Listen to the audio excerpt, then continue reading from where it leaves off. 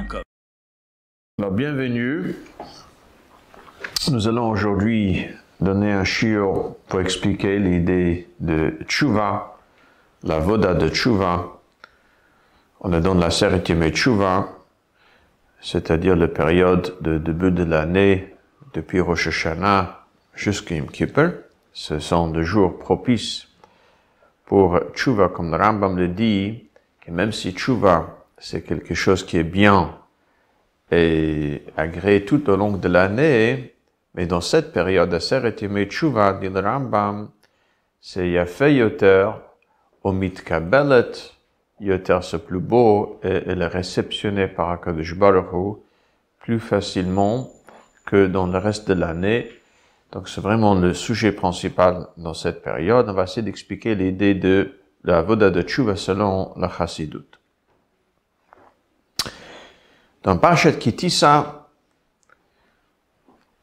lorsque Moshe Rabbeinu essaie d'obtenir le kapara pour le Béné Israël qui ont fauté dans la faute de Vodor, de Chet Egel, à un certain moment, HaKadosh Baruch Hu dit à Moshe Rabbeinu, V'samticha benikrat hatzur, et je te placerai dans le rocher. Et la Chassidut explique que cela fait allusion à ce qui est la voda de Tshuva. Dans le feu, il y en a deux catégories de feu. Le premier, bien sûr, c'est le feu qui tient sur le combustible. Nous allons allumer une bougie, par exemple, elle brûle. Alors, ce feu dépend de deux choses. Il y a deux conditions nécessaires réunies préalables pour que le feu reste et continue de brûler. Tout d'abord, il faut de combustible. Et deuxièmement, il faut qu'il soit à l'abri de toutes choses qui peuvent atteindre le feu, que ce soit de l'eau, que ce soit un vent fort, etc. Il y a le feu qui est dans un rocher. Le feu dans un rocher, ça veut dire lorsque nous allons taper sur le rocher, une étincelle qui va sortir de rocher. Alors, ces rochers, elles peuvent se trouver dans le fond de la mer pendant des siècles. Le jour que nous sortons, le rocher, si nous allons taper dessus, et l'étincelle qui va sortir, c'est-à-dire ni elle a besoin de combustible sur quoi tenir, et ni elle doit être à l'abri, de ce qui peuvent l'atteindre. Et donc, c'est un potentiel de feu en tout cas, qui est en profondeur. Et donc, la Chassidut explique ça, c'est justement ce que Moshe Rabbeinu est en train de dire à Moshe Rabbeinu. Le kapara vient par le Tshuva. C'est-à-dire, il faut que le juif fait ressurgir, se dévoile le feu à l'intérieur de lui, dans la profondeur de lui, qui ne dépend d'aucun de ces deux conditions. C'est-à-dire, le feu de Torah mitzvot, elle a besoin d'être nourrie. Elle a besoin de combustible, qui est l'étude de la Torah, l'accomplissement de mitzvot. Elle doit être à l'abri de toutes choses qui peuvent atteindre cette lien qu'il a avec Hachem. Donc c'est un lien qu'il a avec Hachem qui est comparé au feu, mais qui dépend tout d'abord de Torah mitzvot, et aussi qui doit être à l'abri des Yetzer Hara, des choses de la vie de tous les jours qui peuvent nuire à cette Ahavat Hachem, cette feu qui est dans lui. Mais dans le fond de chaque juif, il y a le feu qui est dans le fond, dans l'inconscience, qui reste toujours intact, qui ne dépend ni de l'étude de la Torah, de l'accomplissement de mitzvot. Elle ne doit pas être à l'abri de quelque chose.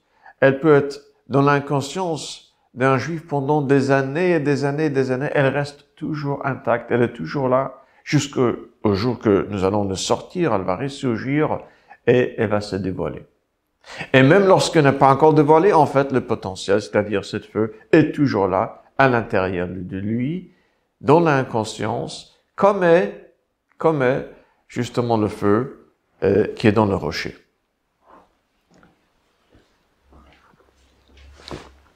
Cette idée, nous le trouvons dans le Rambam. C'est un Rambam que le Rabbi a amené maintes fois.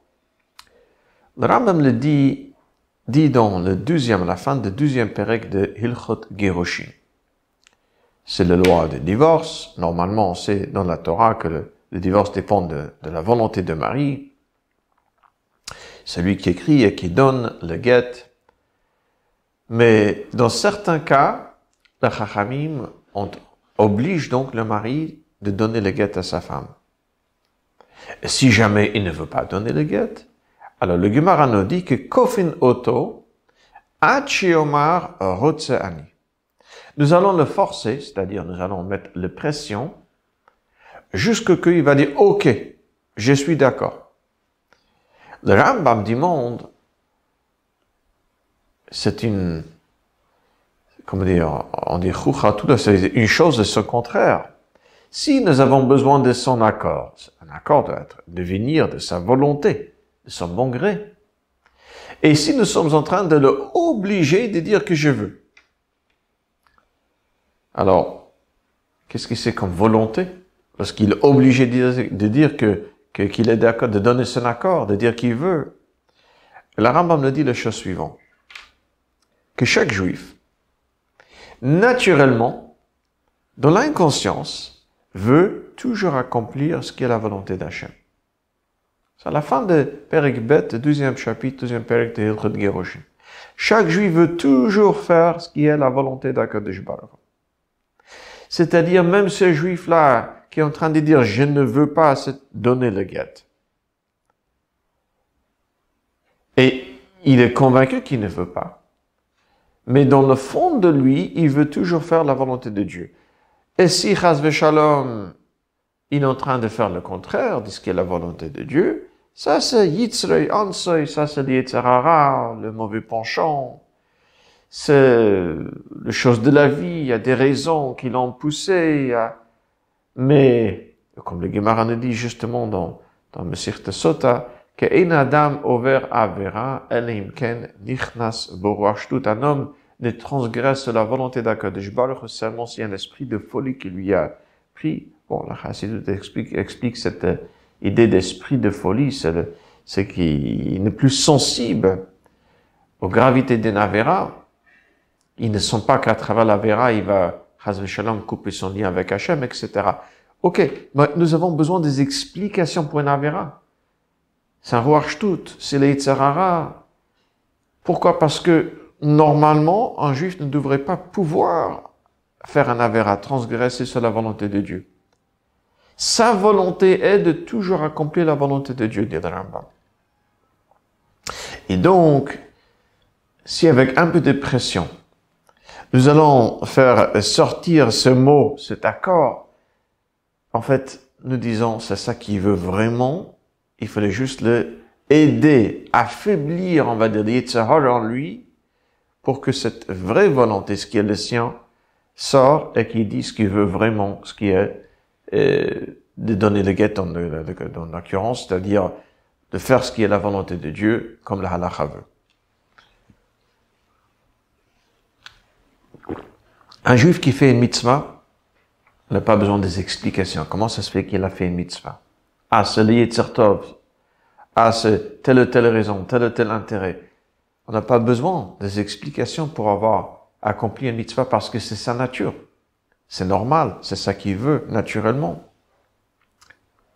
C'est lorsqu'il fait une avéra qu'on a besoin d'une explication comment ça se fait qu'il a fait une avéra.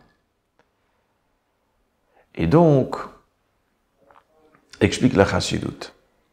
Ça, c'est cette feu qui est à l'intérieur, comme le feu qui est dans le rocher, qui ne dépend d'aucun élément de l'extérieur de lui. Donc, il n'a pas besoin ni d'être nourri par le Torah, le mitzvot, et ni elle peut être atteinte par des éléments de l'extérieur. Elle est toujours là, toujours intacte.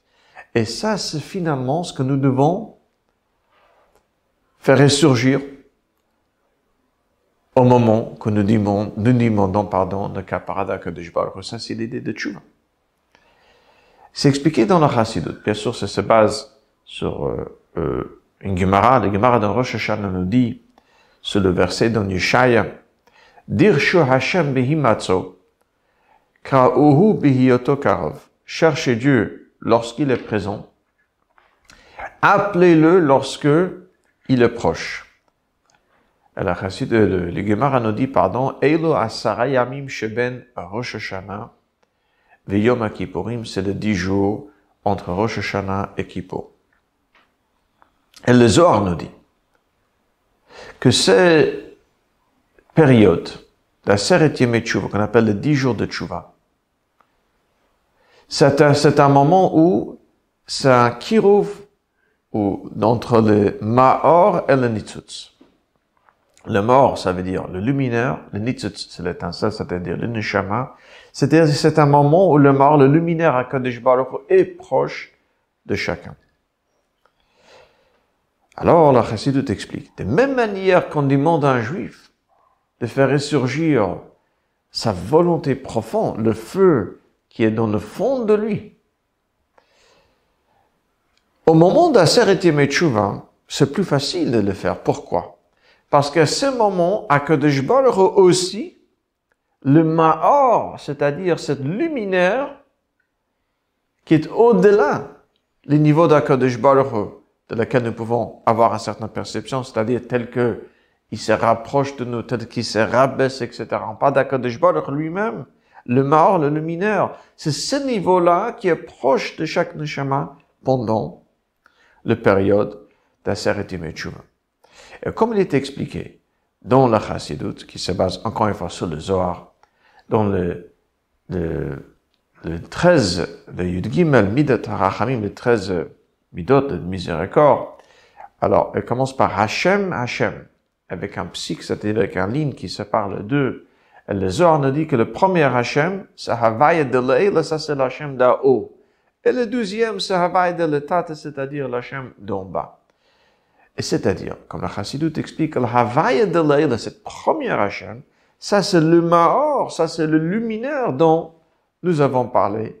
C'est-à-dire ce qui correspond au feu de l'intérieur chez un juif.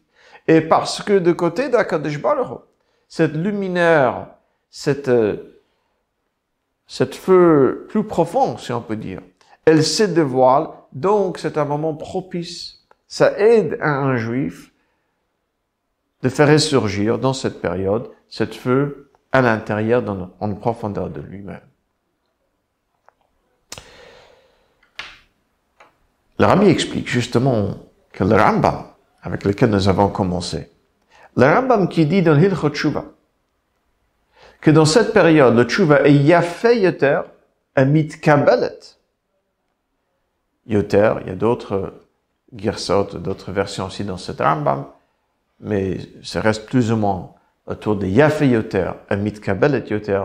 Donc le Rabbi explique que justement, le Yafé Yoter, ça veut dire, ça c'est de côté d'un juif, c'est plus facile pour lui de dévoiler cette feu qui est caché dans l'inconscience. Et Mitkabel et Yoter, sachez ça, Kadosh Baruch Hu, parce que chez lui, c'est le moment de Kiruv HaMa'or, cette luminaire, le niveau de Havai de l'Eila, le Dieu d'en haut, c'est-à-dire Kadosh Baruch Hu lui-même, qui se dévoile dans cette période. Cela correspond, en fait, aussi à ce que le Alter Rebbe, ce que le Baal HaTanya explique dans le Kutei Torah, dans un mamar qui était dit Shabbat Shuva. Elle commence avec le pasuk Shir HaMa'alot, Mimamakim Kiraticha Hashem. C'est cet chapitre de Tilim qu'on dit tous les jours, tous les 10 jours d'Aseret Yemei Tshuva, avant de commencer le Birkot Kriyat Shema, juste après Ishtabach. Et dans cette maimer, l'Alter Rebbe explique le pasuk Shuva Yisrael. Ce Shuva Yisrael, c'est l'Haftorah dans le Hosea, c'est l'Haftorah que nous lisons le Shabbat Shuva. Shuva Yisrael ad Hashem Elokecha, ki chashalta ba'avonecha. Retourne Israël, ad Havai Elokecha, jusqu'à l'éternel Dieu, Ki chashalta ba'avonecha, car t'as trébuché par tes fautes, par tes péchés.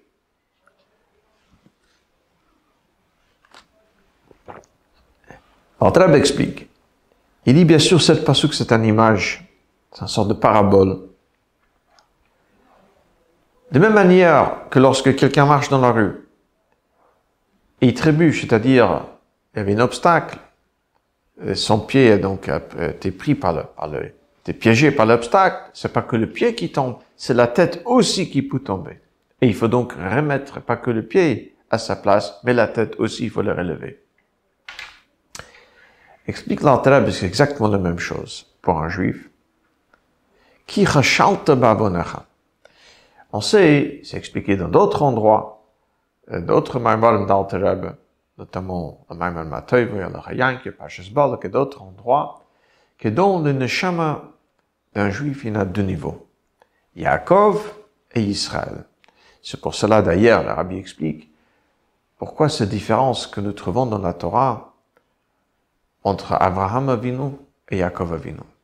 Pour Abraham, une fois qu'Akadosh Baruch lui dit, Velo yikare od shimcha Avram, qui im Abraham, on t'appellerait plus par le nom d'Abraham, mais Abraham, dans la Torah, on ne trouve plus le nom d'Abraham, mais que le nom d'Abraham.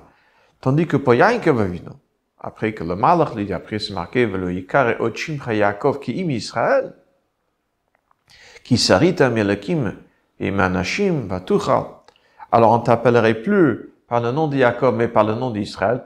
On trouve que la Torah continue de l'appeler, dans la majorité des cas en tout cas, par le nom de Jacob. Alors le Rabbi explique, justement comme l'Alter explique dans le coup de Torah, parce qu'il y a deux niveaux dans l'âme juive, un qui est Jacob et l'autre qui est Israël. Jacob, c'est le mot Yud, Akev veut dire le talon. C'est tel que le neshama descend dans le corps, elle s'unit finalement avec le corps pour que le corps devienne un corps vivant. Ça, c'est le neshama qui est limité finalement par le corps. Yisraël, qui veut dire li, roche, c'est la tête. Ça, c'est le neshama elle-même, même si elle est présente dans le corps, mais n'est pas du tout limitée par elle. Et donc, c'est ce niveau d'Israël, on sait qu'il reste intact. Même lorsqu'un juif, il faute.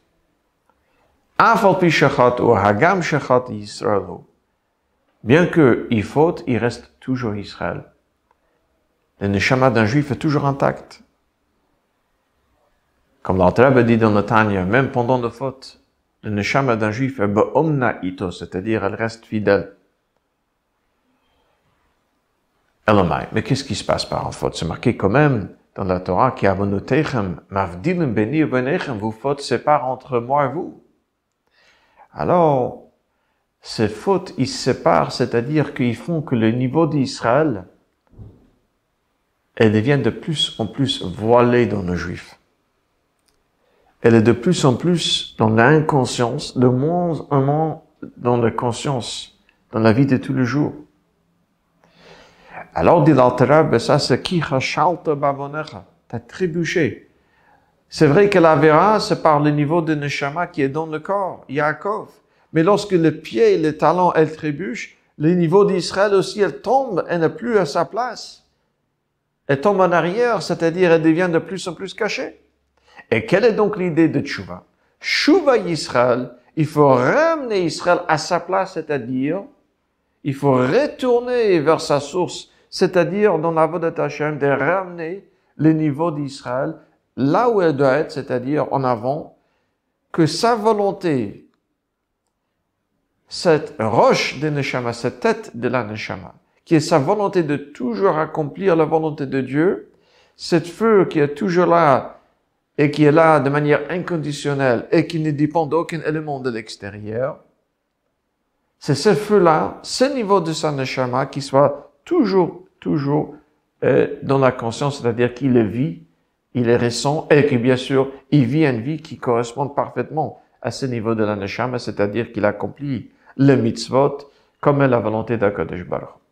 C'est pas qu'un feu qui est dans l'inconscience, mais qui finalement dans la vie de tous les jours, malheureusement, il est mené par les Yitzhara, par l'esprit de folie, mais plutôt le niveau d'Israël, elle sera à l'avant, c'est-à-dire que sa vie sera plutôt une vie menée par le niveau d'Israël et qui va toujours accomplir la volonté de Dieu. Et ça, c'est l'idée donc de Tchouva. Justement, comme expliqué dans la Chassidoute, que Tchouva, contrairement à ce que on a l'habitude donc de traduire le mot Tchouva, tant que Chalot, regret, on a l'habitude de dire en français, en anglais, par exemple, que Tchouva c'est repentance. Tchouva n'a pas repentance. Repentance veut dire, Chalot qui veut dire il regrette. Ça veut dire qu'il commence une nouvelle vie. Il avait une vie jusqu'à maintenant, il change cette nouvelle vie. Pour un juif, c'est pas une nouvelle vie.